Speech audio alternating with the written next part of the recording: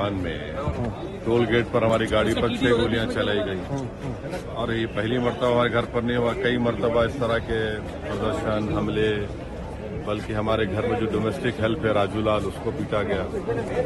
ये सब लोग रेडिकलाइज हो चुके हैं और इजराइल का फ्लैग लेकर आते हैं, धमकी देते हैं। तो इनको रेडिकलाइज और ये जो एक्सट्रीम हो गए हैं अपने व्यूज में, वो इस वजह से कि नरेंद्र मोदी ने उनको रेडिकलाइज कर दिया उनकी सरकार ने।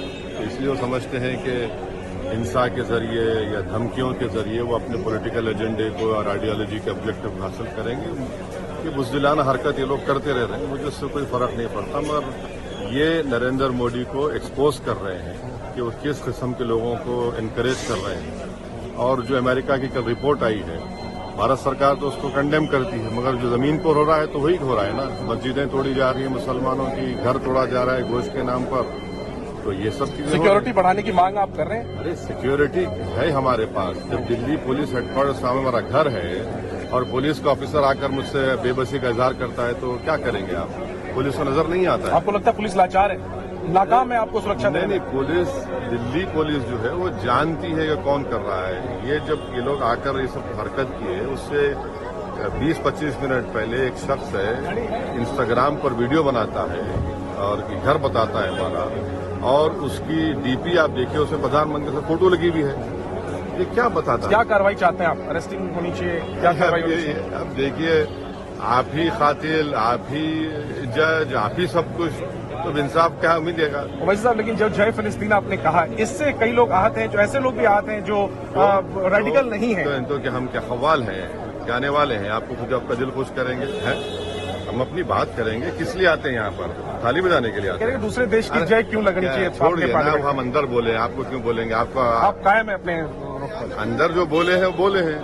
अब आपको अगर लगता है कि जो आपकी जो हम बोल रहे हैं आपको पसंद नहीं आ रहा तो हम गोली मार देंगे, तो मार दीजिए।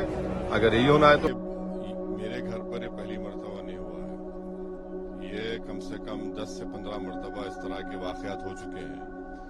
और ये इसलिए हो रहा है क्योंकि देश में जो नरेंद्र मोदी की सरकार है और खुद प्रधानमंत्री इस तरह के लोगों को रेडिकलाइज कर चुके हैं।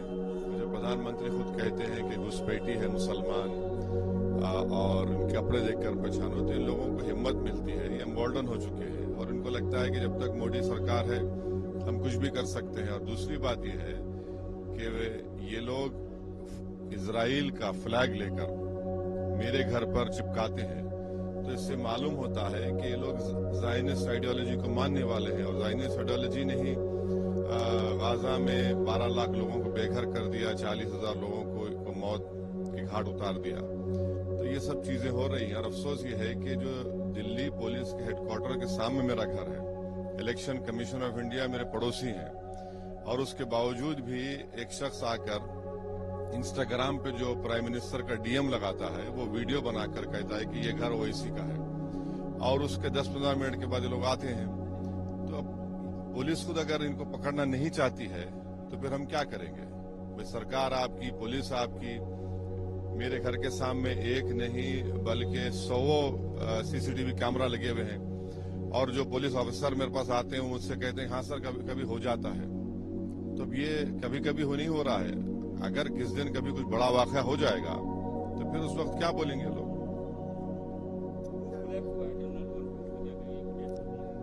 बड़ी अफसोसनाक बात है ये, और उम्मीद करते हैं कि डीजीसीए इसका नोट लेगा और ये क्यों हुआ, कैसे हुआ, इसका फौरन देश को बताने की जरूरत है। देखिए, G20 प्रधानमंत्री ने कहा मंडपम बनाया। अब मंडपम बनाने के बावजूद भी पानी रुका हुआ है, तो इससे अंदाजा हो सकता है कि ये जो जितने ऑप्टिक्स के लिए काम किए जाते हैं ना, इसका नतीजा ही निकलता है। आपको बुनियादी काम करने की जरूरत है। पीने के पानी की किल्लत है, बारिश हो तो पानी आ जाता है।